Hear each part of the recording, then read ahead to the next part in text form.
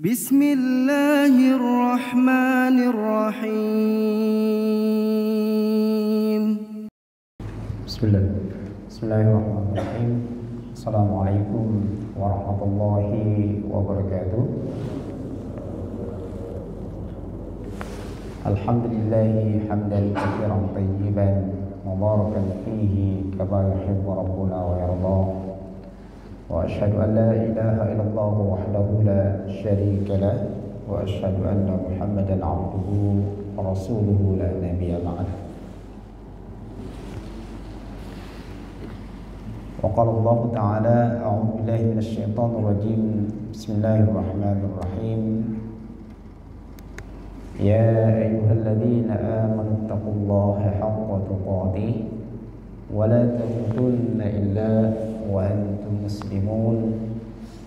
Ya ayyuhalladzina amanu taqullaha wa qulu qawlan sadida yuslih lakum a'malakum wa yaghfir lakum dhunubakum wa man yuti'illaha wa rasulahu faqad faza fawzan 'azima.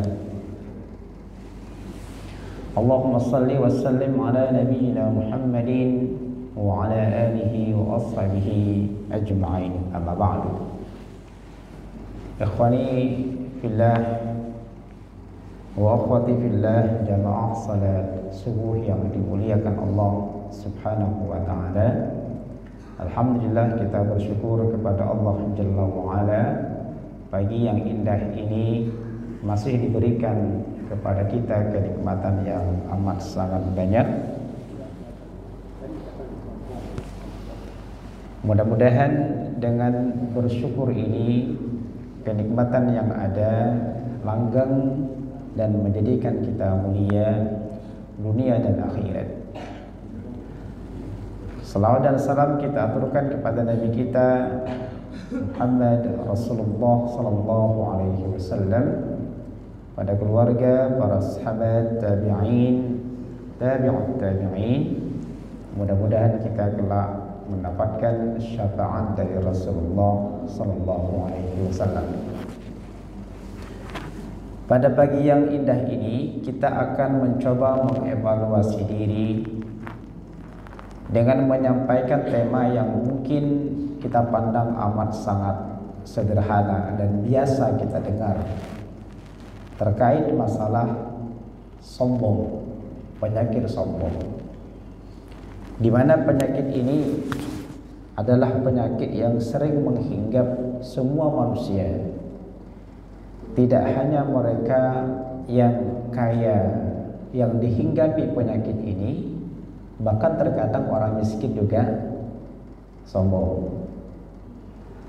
Tidak hanya orang yang setengah ilmunya, bahkan juga banyak para ulama yang kena penyakit sombong.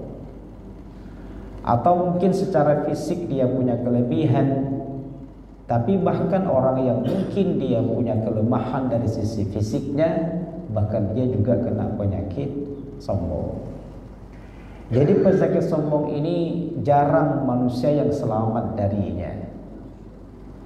Karena itu, agar fokus kita kepada pembahasan, kita sampaikan bahwa tema yang akan kita bahas dengan tema Al-Kibru ini kita ambil dari kitab Al-Kabair karya Al-Imam Adz-Dzahabi, seorang ulama pada abad ke-8 Hijriyah, di mana beliau mengatakan bahwa ada dosa besar yang ke-17, yaitu al-kibru, sombong.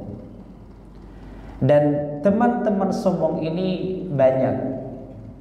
Ada namanya al-fakhru, dia suka berbangga-bangga.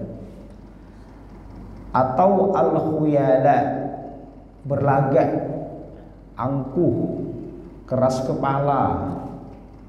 Atau suka membangga-banggakan diri, al-ujub. Walaupun makna masing-masing ini kalau kita ambil secara baik bahasa maupun istilah, serta dalil-dalil dari ayat maupun hadis, dia memiliki perbedaan.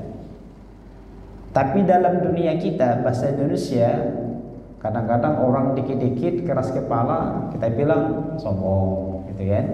Ngomong tinggi, kita bilang dia sombong. Berlagak dia, sok tahu dia, kita katakan dia sombong. Nah, apa itu sombong? Apa itu al-kibru?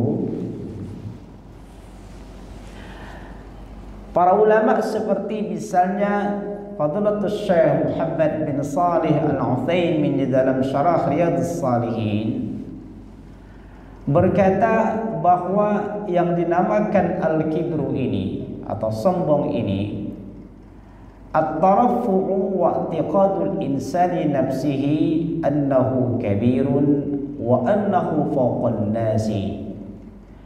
Ketika dia merasa dirinya lebih tinggi, lebih utama, lebih mulia dibandingkan dengan orang lain. Sisi harta dia ada, dia punya kelebihan, merasa dirinya lebih, melihat orang sebelah yang mungkin hartanya gak sebanyak harta dia. Ketika dia punya kepiawaian dalam berbicara, misalnya kalau lobby gampang, komunikasi dia gampang. Tapi ketika melihat temannya yang mungkin komunikasinya susah, gitu ya, ngomongnya suka telat, mikirnya suka telat, nah dia merasa dirinya punya kelebihan. Atau dari sisi ilmu, dia kalau mengetahui apa saja cepat, gampang dan luas ilmunya. Tapi mungkin ada orang yang ilmunya sedikit, atau mungkin orang lain itu baru belajar, dia sudah menjadi pengajar, dia merasa dia punya kelebihan, dia merasa tinggi, merasa lebih mulia, atau bahkan dia meremehkan orang lain, memandang sebelah mata orang lain. Itu namanya sombong. Sombong ini penyakit yang amat sangat dalam sekali. Kadang-kadang gak kelihatan, tapi biasa orang lihat kita, kita gak merasa bahwa kita ini punya penyakit yang berbahaya, penyakit sombong. Nah, sekilas apa bedanya dengan ujub? Ujub ini atau takabur lah bahasa kita gitu ya, berbangga-bangga dengan apa yang dia miliki. Dalam bentuk apa? Misalnya dia mengagumkannya, dia punya harta, dia selfie dengan hartanya, dia punya mobil baru, dia selfie dengan mobilnya, dan macam-macam. Bahkan dia memamerkan apa yang dia miliki. Dan seringnya ujub ini tidak hanya dilakukan oleh mereka yang sedang berbuat kejahatan, bahkan berbuat kebaikan. Kadang-kadang kita memiliki penyakit ujub. Contoh sederhana, para ulama menggambarkan seperti salat. Penyakit yang sering muncul ketika setelah salat itu adalah penyakit ujub. Ketika kita pulang dari masjid, lihat teman kita yang mungkin dia salatnya dirubah, atau mungkin kita tahu dia tidak salat, kita lewat, kemudian kita berkata kepada diri kita, nih saya udah salat nih. Itu namanya berbangga atas salat yang dia lakukan. Al-Imam Abdullah ibn Mubarak, ulama pada abad kedua, ketika ditanya apa itu sombong, kata dia, antas dari yang nas, sombong itu kalian merendahkan orang lain, memandang sebelah mata, mengatakan dia gak level, gak selevel saja. Itu namanya sombong. Kalau ujub, kata beliau, ujub ini Anda merasa memiliki kelebihan yang tidak dimiliki oleh orang lain, yang tidak dimiliki orang lain. Saya sholatnya mungkin tahajud plus witir lanjut dengan sholat subuh. Dia enggak, atau mungkin hanya sholat subuh saja. Kemudian kita berbangga atas yang kita lakukan, itu namanya ujub. Kita rutin mungkin infak dan sedekahnya. Nah, sementara dia infaknya cuma Jumat saja. Kita pun berbangga atas yang kita miliki, atas yang kita lakukan. Itu namanya al-ujub. Nah, ikhwani fillah Allah muliakan, Al-Imam Adz-Dzahabi ketika mengklaim, menghukumi bahwa sombong ini adalah dosa besar dengan mengeluarkan dalil, bukti baik dari Al-Quran maupun hadis. Beliau mengeluarkan dalil surah Ghafir ayat 27. Allah Jalla wa Ala berfirman, A'udzu billahi minasyaitonir rajim. Wa qala Musa ila a'udzu bi rabbi wa rabbikum min kulli munkabar la yaman bi yaumil hisab. Musa berkata, aku berlindung kepada Rabbku dan juga Rabbmu dari setiap orang yang menyombongkan diri. Ada bahasa min kulli munkabarin, dari orang yang selalu menyombongkan diri. Jadi istilah sombong atau menyombongkan diri ini ada dalam Al-Quran, ada di dalam firman Allah Jalla wa'ala. Nah, ketika dia mengurai ayat ini dan mengutip hadis Nabi Sallallahu Alaihi Wasallam, ketika Nabi berhadapan dengan penguasa yang zalim,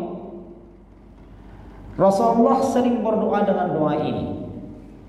Apa kata beliau? Allahumma inna naj'aluka fi nuhurihim wa na'udzu bika min syururihim. Ya Allah, aku menjadikan Engkau di leher mereka agar kekuatan mereka tidak berdaya dalam berhadapan dengan kami, dan aku berlindung kepadamu dari kejelekan mereka.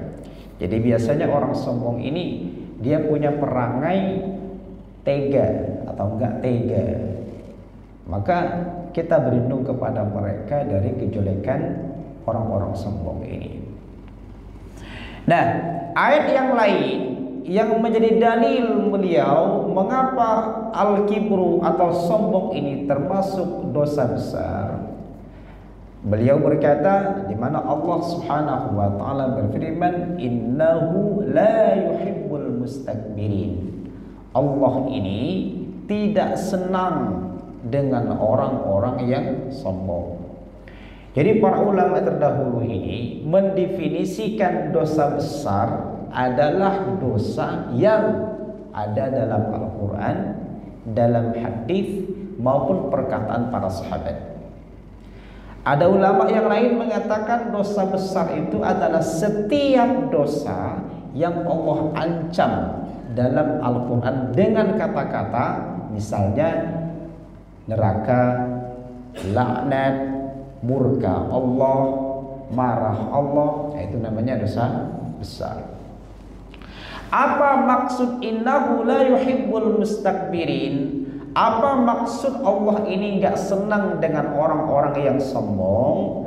Kata beliau, bahwasanya bimakna annahu yu'aqibuhum, orang sombong ini pasti akan Allah iqab, Allah akan siksa dia. Berarti betul, setiap dosa besar, setiap perbuatan yang ujungnya adalah siksa, azab, neraka dan seterusnya, itu bagian daripada dosa besar. Itu ayat. Jadi biasa para ulama itu kalau menjustifikasi sebuah masalah keluar dalilnya dari Al-Quran. Nah, setelah itu hadis. Hadisnya di mana Rasulullah SAW bersabda bahwa dulu ada seseorang yang berjalan dan dia merasa bangga dengan pakaian yang dipakainya, dengan mantel yang dipakainya. Ya kalau mungkin zaman sekarang nih, mungkin dengan kendaraannya, dengan perabot-perabot yang dia pakai, dia bangga.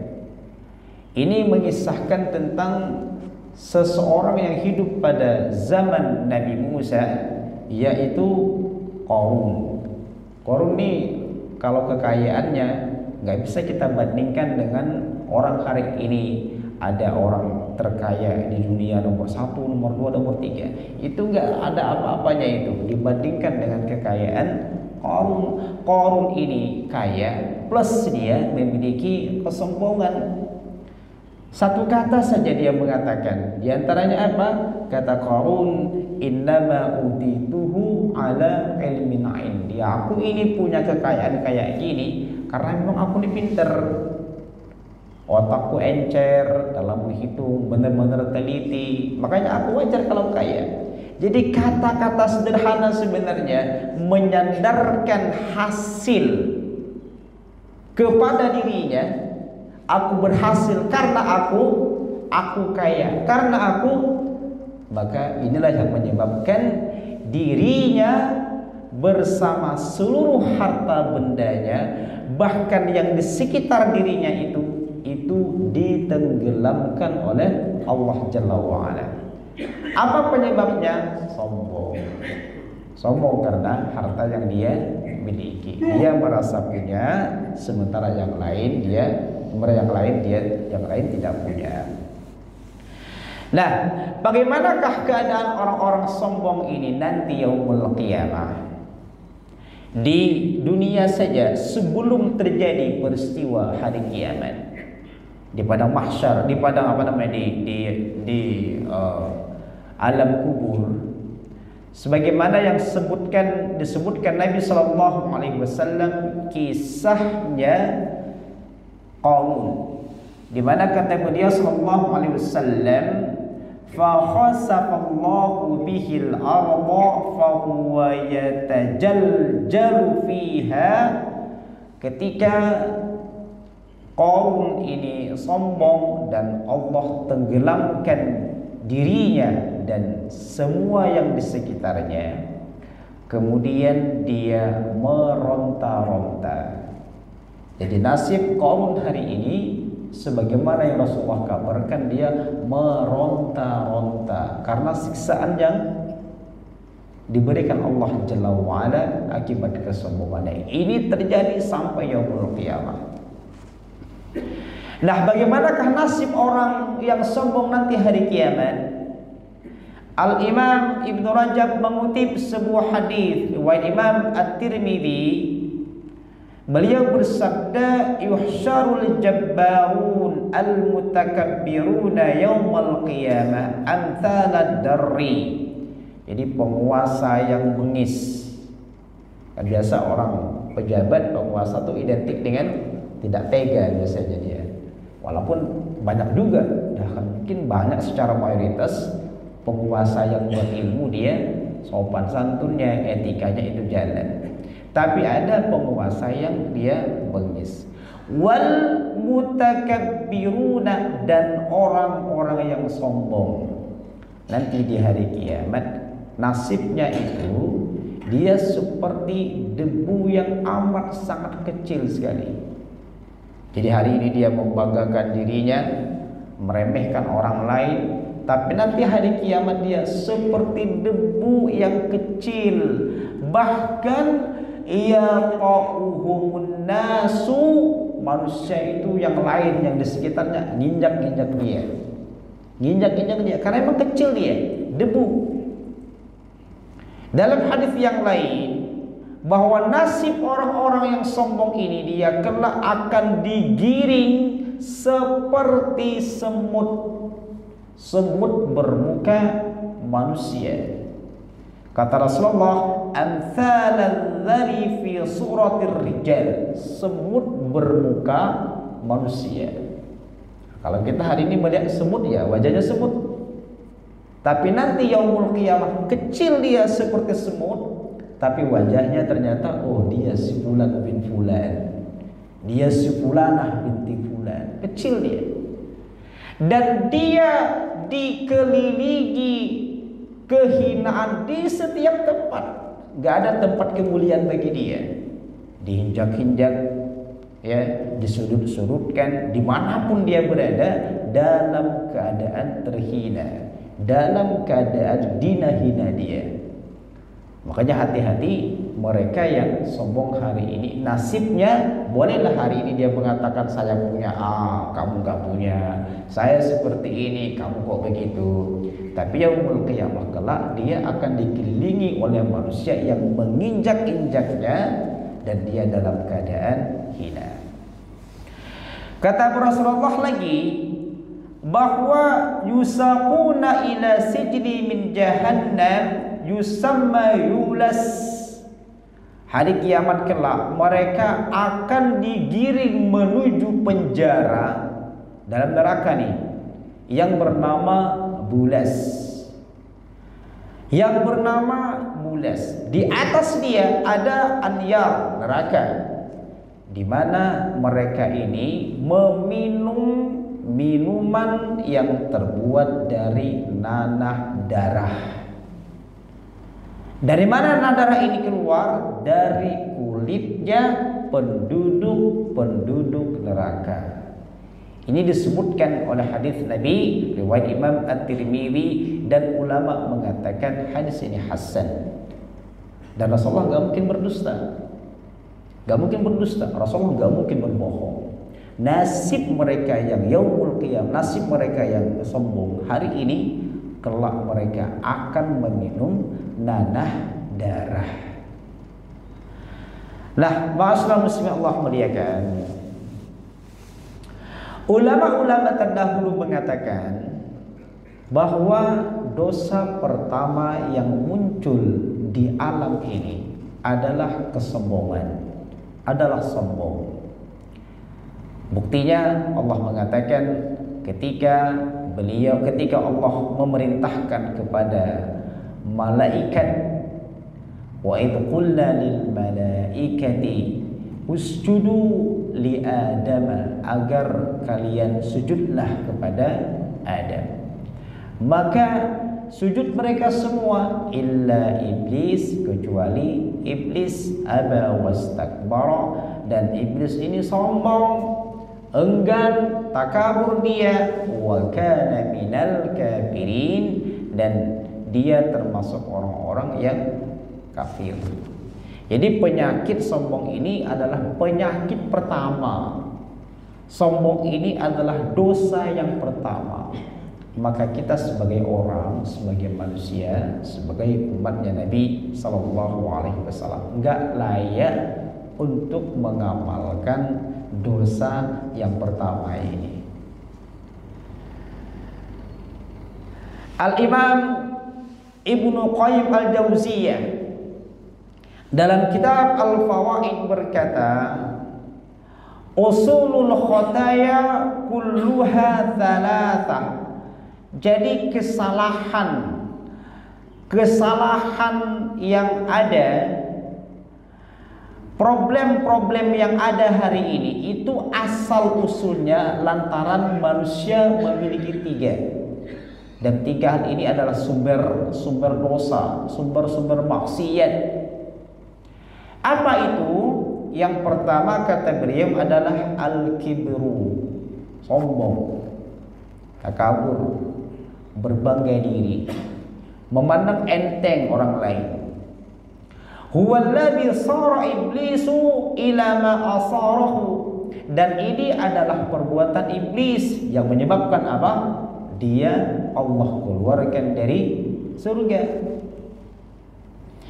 Yang kedua adalah al-hirsu, orang punya ambisi yang berlebihan kepada dunia, rakus, tamak, jadi tamak. Udah ada 1, 2, dia kepinginnya 1, 2, 3. Jadi sudah punya tapi kepingin punya yang lain lagi. Sudah cukup sebenarnya tapi dia tidak puas lagi, ditambah lagi. Dan tamak inilah, rakus inilah, ambisi kepada dunia ini, huwallazi akhraja Adam minal jannah, yang menyebabkan Adam Allah usir dari surga. Di surga kan semuanya ada, gak ada yang gak ada, semua ada. Fasilitas lengkap, makanan ada, semua lengkap. Tapi karena ambisi dunia, dia malah mencari sesuatu yang lain. Maka Allah usir dia dari surga. Yang ketiga adalah al-hasadu, penyakit iri, dengki, hasad. Ketika ada orang memiliki, mendapat karunia, dia kayak gak nyaman begitu. Jadi Al-Imam Ibnu Taimiyah berkata, kalau Anda melihat orang lain punya nikmat, kemudian kalian merasa kok dia punya nikmat, mempertanyakan kok dia punya, itulah diantaranya iri dan hasad. Jadi iri dan hasad tidak hanya berhasrat dia yang dimilikinya pindah ke kita, tapi dengan sekedar kita mempertanyakan, kok kamu punya ya, kok dia punya ya, itu juga bagian daripada penyakit hasad. Kata Imam Ibnu Qayyim, sombong inilah yang menjadikan iblis terusir dari surga. Rakus ini juga menjadikan Nabi Adam dikeluarkan dari surga. Iri dan dengki menyebabkan Qabil berbuat zalim dan membunuh saudaranya yang bernama Habil. Dan siapa saja yang dilindungi oleh Allah Subhanahu wa ta'ala dari tiga hal ini, maka dia akan selamat dari semua keburukan. Karena apa? Kata beliau, karena sifat sombong ini melahirkan kekufuran. Menolak itu kenapa? Sombong. Nggak mau dengar, kenapa? Sombong. Nggak mau taat, nggak ada istilah sami'na wa ata'na, karena dia sombong. Dan maksiat terjadi. Maksiat apa saja terjadi? Kata Imam Ibnu Qayyim, lantaran karena sifat rakus. Ambisi dunia menyebabkan dia berbuat maksiat. Dia dusta, dia menipu, apalagi macam-macam itu. Itu karena punya ambisi. Dan yang ketiga, bahwasanya perbuatan zalim, dia melakukan sesuatu yang tidak pada tempatnya lantaran apa? Iri dan dengki. Orang punya kekayaan, oh nggak enak dia, maka diambil kekayaan itu. Makanya beliau dalam kitab yang lain, dan juga disebut oleh Al-Imam Al-Bukhari dalam kitab Al-Adabul Mufrad, di mana setan ini memiliki tiga perangkap. Memiliki tiga jerat. Yang pertama apa? Yaitu ketika seseorang ingkar kepada nikmat Allah Jalla wa'ala. Jadi kalau kita melihat sesuatu, mendapatkan sesuatu, kemudian kita enggak bersyukur, disitulah kita dijerat oleh syaitan. Maka seringlah mengatakan alhamdulillah, alhamdulillah, supaya kita tidak kena jerat syaitan. Yang kedua adalah wal fakhru bi ata'illahi, sombong terhadap perintah-perintah Allah. Perintah Allah banyak sekali. Kalau kita tunduk dan patuh kepada perintah itu, berarti kita tawadhu. Namun saat kita menolak atau tidak melakukan perintah, berarti kita sudah sombong. Dan yang ketiga, ketika dia angkuh kepada manusia, meremehkan orang lain. Ini tiga perangkap nih. Pertama, dia tidak bersyukur. Yang kedua, dia tidak taat kepada aturan. Yang ketiga, dia memandang enteng orang lain. Itu adalah semua jerat-jerat syaitan. Maka syaitan pasti mencelakakan manusia yang menjadi sahabat-sahabatnya. Jamaah Allah muliakan, Faman istakbara 'alal haqqi lam yanfa'uhu imanuhu kama fa'ala iblis. Siapa saja yang bersikap sombong terhadap kebenaran, dia menolak, dia enggak menerima, maka keimanannya itu tidak akan ada manfaatnya, sebagaimana tidak ada manfaat imannya iblis. Iblis itu kan percaya dengan Allah Jalla wa'ala. Dia juga tahu Allah ini mencipta, Allah memberi rezeki, tahu dia. Tapi kenapa Allah jadikan imannya tidak bermanfaat? Karena dia sombong. Di mana Nabi SAW bersabda, la yadkhulul jannata man kana fi qalbihi mithqal dzarratin min kibr. Enggak akan masuk surga orang yang di dalam hatinya ada sifat sombong meskipun sedikit sekali. Meskipun sedikit sekali. Dan dalam hadis ini Nabi menjelaskan secara jelas sekali apa itu pengertian sombong. Kata beliau sallallahu alaihi wasallam, sombong itu adalah al-kibru batarul haqqi, saat dia menolak kebenaran. Yang kedua adalah wa ghamtun nasi, dia meremehkan orang lain. Jadi Al-Imam An-Nawawi menjelaskan sombong ini ada dua. Pertama, kibru alal haqqi, dia sombong kepada kebenaran. Dengan cara apa? Menolak kebenaran. Jadi kalau disuruh A, dia ingkari. Saya membahasakan contoh sederhana ya. Kalau azan berkumandang saja, kira-kira kita gimana para lembu kita? Azan saja. Boleh jadi kita mengatakan azan. Atau mungkin ada orang mengatakan kok azan lagi, barusan tadi zuhur kok sekarang asar.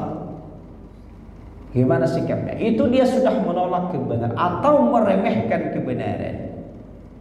Yang kedua adalah kibrun alal khalqi, dia sombong pada makhluk, dia meremehkan orang lain.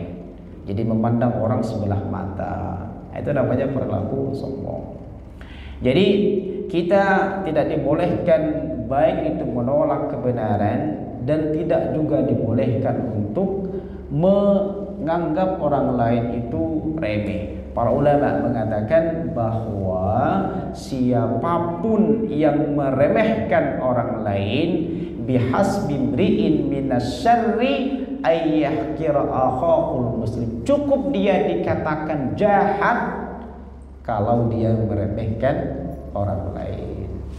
Jadi jamaah Allah muliakan, kesimpulan sederhana bahwasanya pertama, sombong ini adalah dosa besar dan dosa pertama yang terjadi di alam ini. Yang kedua, bahwa sombong ini memiliki makna. Pertama, dia menolak kebenaran, gak taat dia kepada aturan. Yang kedua adalah meremehkan orang lain, mungkin karena faktor gak level dengan dia. Yang terakhir, bahwasanya ancaman mereka yang memiliki sifat sombong gak akan Allah masukkan dia ke dalam surga. Dan para ulama mengatakan, pertama, kalau dia mati dalam kondisi sombong, gak sempat bertaubat, maka itulah yang menyebabkan dia tidak akan masuk surga. Wassallallahu ala nabiyyina Muhammadin wa ala alihi wa sahbihi ajma'in. Assalamualaikum warahmatullahi wabarakatuh. Waalaikumsalam warahmatullahi wabarakatuh. Terima kasih Ustaz atas ilmu yang disampaikan terkait dengan keterangan sombong. Bapak dan Ibu jemaah, barangkali ada yang ingin disampaikan, monggo. Dan dua orang, silakan Pak Heran. Nanti dipersilakan juga untuk ibu-ibu yang pengen bertanya, diskusi atau dan sebagainya. Silakan. Assalamualaikum warahmatullahi wabarakatuh. Waalaikumsalam. Di sekolah SD, SMP, SMA itu kita namanya anak yang kadang-kadang belum tahu karena belum ngerti, terus bahasa Islam mereka pernah melakukan beberapa hal yang tadi. Tapi guru ngaji, guru agama sudah mengatakan semua itu akan selesai jika kita sempat bertobat. Jadi anak-anak nggak usah takut, nggak usah khawatir. Orang yang melarikan perang aja, begitu dia tobat selesai. Maksudnya kita begitu kita memberikan informasi itu paket dengan penyelesaiannya. Jadi misalkan ini akhirnya adalah neraka. Nah, supaya nggak sana, inilah amalan-amalan, inilah doa-doanya, inilah yang diperbaiki. Itu mungkin segala saran. Kalau memungkinkan, begitu kita menyampaikan ayat, itu kita juga cari solusi karena di dalam kalau kita lihat investor itu lengkap sekali. Ini berbagai macam ayat, surat, tentang yang soal. Nah itu ternyata dibek langsung apa doanya, bagaimana solusinya. Maksudnya bisa sosial. Kalau memungkinkan, begitu ada lewat Zoom inilah paketnya. Hingga nanti kita tidak diakui karena namanya anak-anak, bahkan saya pun pernah namanya juga manusiawi ya. Nah, begitu kita pulang mau datang malam itu, kita coba begini. Karena ada suatu suatu cerita Rasulullah dalam suatu hadis mengatakan, sebentar lagi akan lewat ahli surga. Setiap suatu saat di tempat yang lain mengatakan kita akan menyaksikan ahli surga sampai 3 kali. Kemudian kita semua nanti akan melihat siapa ahli surga yang lewat. Para sahabat pun sampai heran. Akhirnya itu mengikuti seseorang yang nanti 3 kali pekerjaan yang sama, orang yang sama ditanya ikuti. Ya sahabat, aman apa yang Anda lakukan kalau sampai Rasulullah itu 3 kali tidur Anda? Nggak ada ikut-ikut, sholatnya biasa, tilawah biasa. Heran. Sampai yang ketiga, naik lagi, apa sebelumnya? Oh, saya manusia biasa, tapi saya selalu muhasabah. Ketika mau diberi itu perbuatan yang hari ini kita lakukan, soal apa, salam istighfar, jadi orang. Itu asal kasih. Assalamualaikum warahmatullahi wabarakatuh. Waalaikumsalam. Mungkin langsung bisa. Baik, barakallahu fikum. Pertanyaan bagus sekali dan ini sering muncul dalam benak kita untuk motivasi orang mungkin ya. Dan ternyata ulama zaman silam, ada ulama pada abad kedua, Abdullah bin Shaqiq al-Uqaili. Dia tuh ini ulama hebat. Dia sudah mengerti tipu daya setan, jerat setan, makaidus syaitan. Jadi antara tipu daya setan itu seperti kayak diantaranya tadi, nggak apa-apa lah berdosa nanti kamu kan bisa taubat, kira-kira gitu. Mumpung sekarang nih kan besok bisa istighfar, selesai. Jadi beliau ulama ini Ibnu Shaqiq al-Uqaili, dia mengatakan apa? Setiap pagi setan sudah berbisik kepadaku.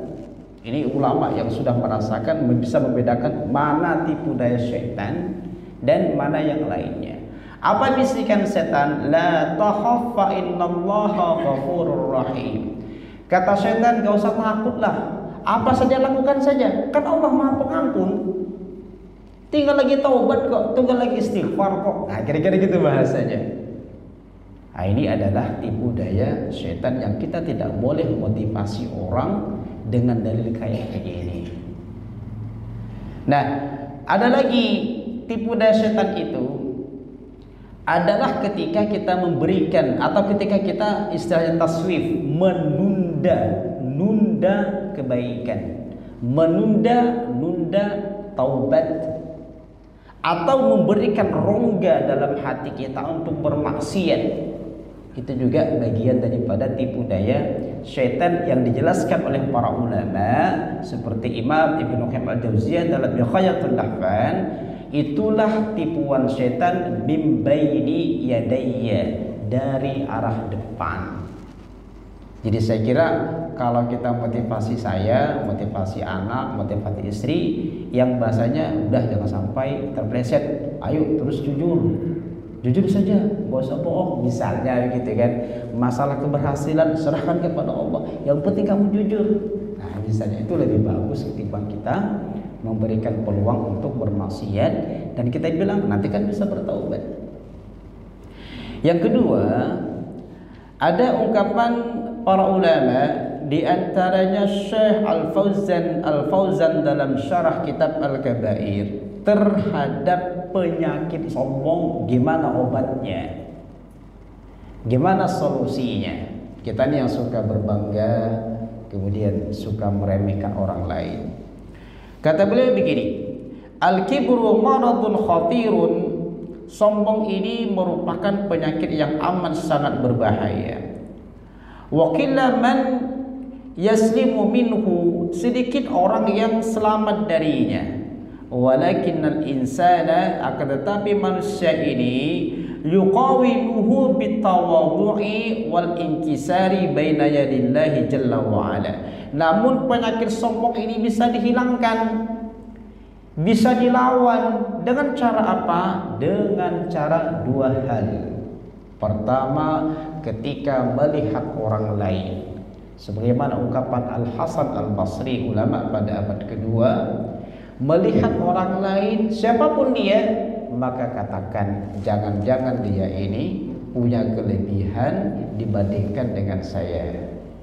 Nah, ini untuk menghilangkan penyakit sombong, menghilangkan penyakit suka meremehkan orang lain.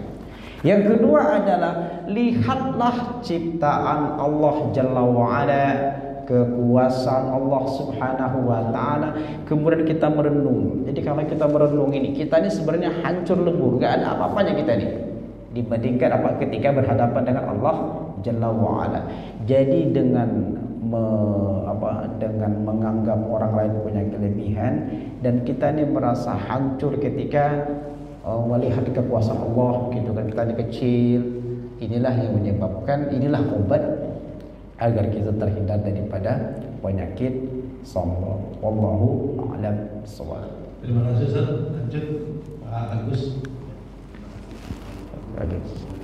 Waalaikumsalam warahmatullahi. Ustaz, yang dikategorikan sebagai sifat sombong atau sikap sombong itu sebenarnya sebatas pada saat kita itu merefleksikan, mengungkapkannya secara terungkap secara kata-kata atau kemudian gestur gitu. Atau kalau kita tidak berkata-kata pun dalam hati itu kalau kita memandang orang lain itu mungkin lebih dari kita, juga termasuk jasa. Terima kasih. Barakallahu fikum. Jadi dua hal memang bisa dalam hati kita, dan para ulama lebih cenderung kepada yang kuatnya adalah perasaan hati, bisikan hati yang kita ketika kita mengatakan saya ini punya, saya gitu ya, dia sekedar senang, sementara melihat orang tuh mungkin senang dengan puas atas dirinya ketika melihat orang lain. Itu juga bagian daripada sombong. Misalnya sederhana, kita ini jalan-jalan gitu kan, jalan-jalan, tentu melihat orang punya kekurangan macam-macam. Kita yang mungkin naik mobil dengan segala kemewahannya, sementara mungkin orang lain gak naik mobil. Dalam hati kita, dia, misalnya begitu, itu pun juga perbuatan sombong. Atau jelas sekali dengan lisan, sebagaimana ungkapan Qarun tadi, ini aku punya, aku bisa, karena memang aku kuat. Yang ketiga, boleh jadi secara penampilan fisik kita. Dengan cara apa? Dengan cara kita berpakaian mewah, kita berpenampilan gak biasa. Walaupun sebenarnya kata Nabi SAW, pakaian baru itu gak mesti dia sombong. Orang yang banyak harta nggak mesti dia sombong, tapi ketika jiwanya sudah ingin dibesarkan atau merasa besar plus ditambah dengan memakai yang itu tadi, pakaian, kendaraan dan seterusnya, maka secara otomatis dia memiliki sifat sombong. Itu mungkin kepada manusia ya. Dan seringnya terjadi juga sombong itu adalah kepada Allah Jalla wa'ala, menolak atau meremehkan kebenaran. Saya sederhana, kita sering dapat nasihat, misalnya tolonglah amalkan sunnah, misalnya gitu ya.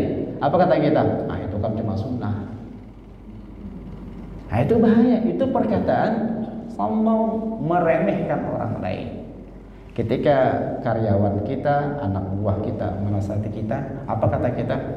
Masa saya kamu menasihatin saya yang ketua kamu ini dinasihatin, nggak level misalnya. Itu pun juga bagian daripada sifat sombong. Wallahu a'lam bishawab. Terima kasih Ustaz. Satu lagi dari ibu-ibu. Kalau tidak ada pertanyaan dari ibu-ibu, kami tutup karena waktu juga sudah siang. Ada dari ibu-ibu? Tidak ada, cukup Ustaz. Silakan tutup Ustaz. Baik, Bapak Ibu Allah muliakan. Pertama seringlah memiliki sifat tawadhu, ya, rendah hati, rendah diri, rendah hati ketika ada perintah dari Allah, dan juga rendah hati ketika berhadapan dengan manusia. Yang kedua, bahwasanya ancaman hina dina bagi mereka yang sombong. Boleh saja ketika dia hari ini punya A, punya B, dia mengatakan saya punya A, saya punya B, tapi sudah pasti kehinaan. Manakala dia tidak bertobat kepada Allah Jalla wa'ala, nanti yaumul qiyamah dia akan dalam posisi kecil, dihinjak-hinjak, dan dia dalam keadaan hina dina. Dan selalulah mengatakan bahwa kita ini tidak ada apa-apanya manakala dibandingkan dengan kekuasaan Allah Jalla wa'ala. Kita tutup dengan doa kafaratul majlis. Subhanallahumma wa bihamdika asyhadu an la ilaha illa anta astaghfiruka wa atubu ilaik.